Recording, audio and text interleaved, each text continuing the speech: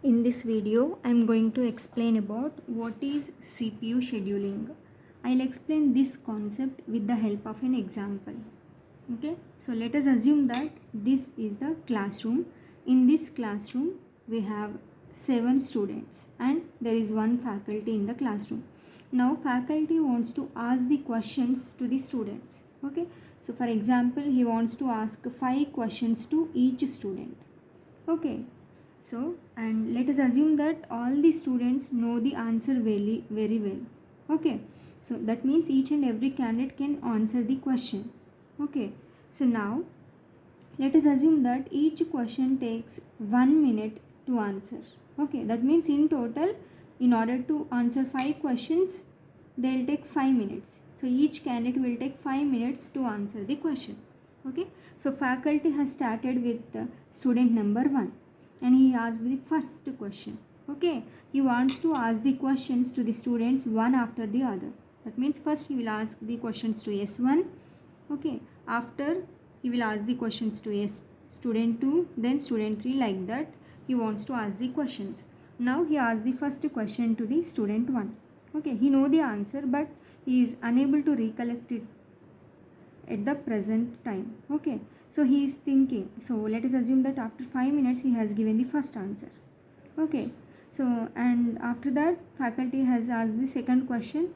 For second question also he took 5 minutes time. So after 5 minutes he has given the answer. So like that for each and every question he has taken 5 minutes. So in total he took 20 minutes of time to answer all the questions. He has taken 20 minutes of time. Okay, so there are 5 questions, right? So he took 25 minutes time. After that he has asked the questions to S2. So he has given the answer within 5 minutes of time. Here also he has given 5 minutes. Okay, we know that each question will take 1 minute to answer, right? So in order to answer 5 questions, all the students from S2 to S7, they have taken 5 minutes time. So what is the total time here? 1, 2, 3, 4, 5, 6. 30 plus 25. 75 minutes. Okay, so what is the total time? 75 minutes is the total time. So here if you observe, while faculty is asking questions to the student number 1, so he has taken 5 minutes time to answer each question, right? So in that 5 minutes of time, faculty sits idle, right? Faculty sits idle. Okay, so this is one scenario. Okay, so now let us assume that in the next day, so again there is a classroom. So okay, same student, same faculty. Now faculty wants to minimize the total time. He has taken 75 minutes, right? So now he has to minimize this total time. So what he has done is, so he know that when he asks the questions to student 1, he will take some time to answer the question. So what he will do is, he will ask one questions to the student 1. Okay, after asking the question, without sitting idle, he will ask questions to the S2. So he will take 5 minutes, right, to answer the question. Okay, so he has taken 5 minutes to answer the question. So meanwhile, S1 has given the answer. So how much time he will take to answer one question? 1 minute, right? So he has taken 1 minute. Okay, so after that faculty has asked the second question. So okay, again he will take some time to answer the question, right? So meanwhile faculty has asked questions to S3. So he has given all the answers within 5 minutes. Okay, after this time, so S1 has given the second answer. So again he will take 1 minute to answer the question, right? So again faculty asked the third question. So again he is thinking. So meanwhile faculty has asked questions to the S4. So within 5 minutes he has given all the answers. So after 5 minutes S1 has given the answer. So this is the scenario. So after that this process will be continued. He will ask fourth question here, and while he is thinking he asks the questions to the S5. Okay, after 5 minutes he will answer the question. Okay, so now he has asked the last question. Okay, so now again he is thinking. So he will ask questions to S6. So he takes 5 minutes time to answer all the questions. Okay, so after 5 minutes S1 has given the answer. Okay, Now S1 has finished, right, answering all the questions. Okay, so now there is only one student left, so faculty will ask the questions and he will give the answer. So what is the total time here? 30 plus 5, 35. So if you observe, in the first case, faculty sits idle for some time, right? So he has asked the question for student 1 while he is thinking, he is idle, faculty is idle, right? In the second case, here faculty is busy in asking the questions. Okay, so here the total time is reduced, right? So this same example is applicable to the single programming environment and multi-programming environment. In the single programming environment, so here this is called processor. Okay, actual processing is done by the processor, right? If you want to execute any program, then the instructions of that program will be executed by the processor only, right? So here in the single programming environment, the processor will execute the programs one after the other. Here the faculty will ask the questions one after the other, right? In the similar way, the processor will execute the programs one after the other. Okay, so what is the problem here? Let us assume that in order to execute process P1, so let us assume that CPU is executed for some 2 minutes. Okay, let us assume that after 2 minutes, now in this program we have some input or output instructions. In order to execute input or output instructions, we do not require CPU or we do not require processor, right? So here these 2 minutes, now CPU or processor will sit idle for these 2 minutes, because here these instructions requires input or output devices. These instructions does not require processor, so processor will sit idle for 2 minutes. Okay, then again he continues to execute P1. Let us assume that processor has executed this process for some 2 minutes. Okay, so this is the scenario if processor wants to execute the programs one after the other. Okay, so now after completing P1, now it comes to the P2. So it will try to execute the P2. Okay, so let us assume that CPU has executed P2 for some 3 minutes. Okay, after 3 minutes, let us assume that P2 has some input or output instructions. So in order to execute input or output instructions, we do not require CPU, right? So at that time, processor will sit idle. So 3 minutes processor will sit idle. After that, let us assume that after that some 3 minutes processor executed the instructions of P2. Okay, so in the similar way, let us assume that for all the processes, here I am writing the CPU execution time, then IO time. So this is the input output time, this is the CPU time. So again here I am writing 2, 2, 2.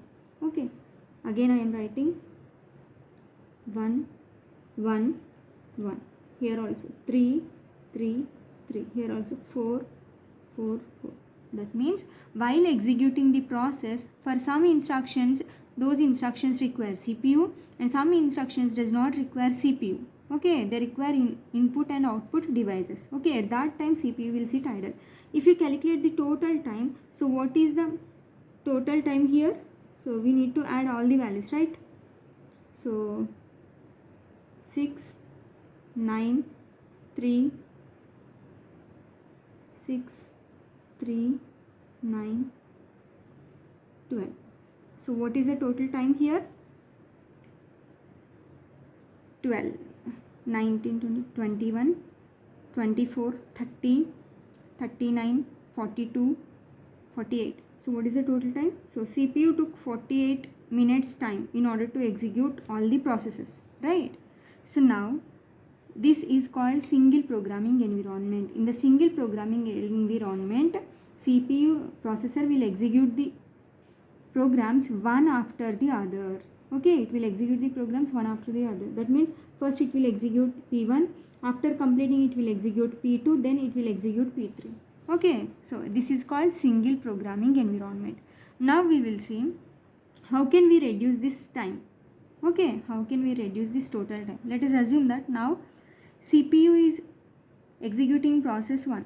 Okay, 2 minutes it has executed the program 1. So after 2 minutes, so Now CPU will sit idle for 2 minutes, right? So in this case, in the multi-programming environment, CPU, what it will do is, it will, meanwhile, within this 2 minutes of time, it will take other process and it will execute that process. Here if you observe, here we have P4, right?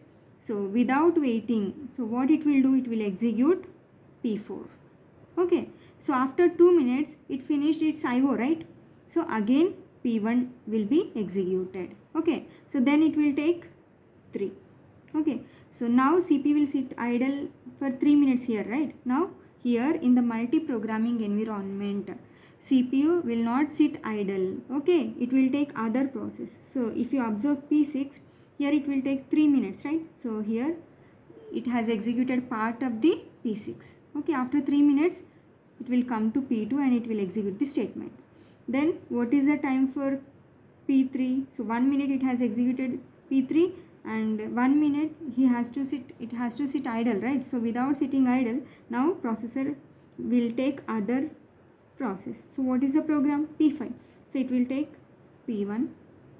Okay, so now after 1 minute it will come to P3 and it will execute it. Okay, so now control comes to P4. So P4, so here actually it has to wait. So what it will do, it will go to the other process and it will execute for some 2 minutes. Okay, then it will return back to this process. Okay, so again if you observe here, now it has to execute P5. So it has to sit idle here. So without sitting idle, what it will do is, it will execute other process for that 1 minute. Okay, again it will come back to the P5 and will execute it. Okay, after that it will come to P6. Here it has to sit idle. So without sitting idle, it will take other process and it will execute that process. Okay, so what is the other process? P4. So it will execute for 3 minutes. After completing it, it will go to the P6. Okay, so now everything is finished except here we need to execute P7 for 1 minute of time. So it has executed this 1 minute and it has executed this 1 minute. So now we will try to calculate the total time. Here 4, 6, 2, 4, 2, 6, 4, 4, 8. Okay, 10, 20, 32. So what is the total time? 32 minutes. Okay, so if you observe, if you utilize the processor efficiently without sitting idle, if you utilize the processor efficiently, then the total time required to execute the processor will be reduced. Okay, so now I'll explain this concept in computer terminology. Let us assume that this is the single programming environment. In single programming environment, the processor, or we can call it as CPU, can execute the programs one after the other. That means after executing P1, then only it will go to P2. After executing P2, then only it will go to P3. If while executing the P3, if it has any input or output instructions, then at that moment the processor has to wait in the single programming environment. To solve this problem, we use multi-programming environment. In the multi-programming environment, the processor, while executing any process, if that process has any input or output instructions, then what it will do, then the process will not wait. Okay, it will not wait. So what it will do, it will take another process and it will try to execute that process. In the single processor environment, the CPU may sit idle, but in multiprocessor, this is a single processor environment and this is a multiprocessor environment. In the multiprocessor environment, the CPU will not sit idle. It will not sit idle. Okay, here CPU will be utilized efficiently. Okay, so that means we should bring multiple programs to the memory. Okay, so in the multi-programming environment, we can utilize the CPU efficiently. Okay, so now we know what is single programming and multi-programming, right? Now we will see what is CPU scheduling. What is scheduling? Actually assigning a particular time to a particular task. Okay, assigning a particular time to a particular task is known as scheduling, right? Now CPU scheduling is nothing but, here if you observe, while executing one process, here we may have input or output instructions, right? After executing some of the instructions of a process, here there may be some input or output instructions. At that moment, the processor will choose one process among these processors, right? That means which process we should choose and which process should wait, and how long time a particular process should wait. Okay, these questions are answered by the CPU scheduling. That means CPU scheduling will decide which process, CPU scheduling will decide how much time should we assign for a particular process. Okay, at which time which process should be executed. Okay, so these questions are answered by the CPU scheduling. Okay, finally CPU scheduling decides which process will get CPU first and which process will get CPU next, and the processes, how much time these processes should wait to get the CPU. These questions are answered by the CPU scheduling. Okay.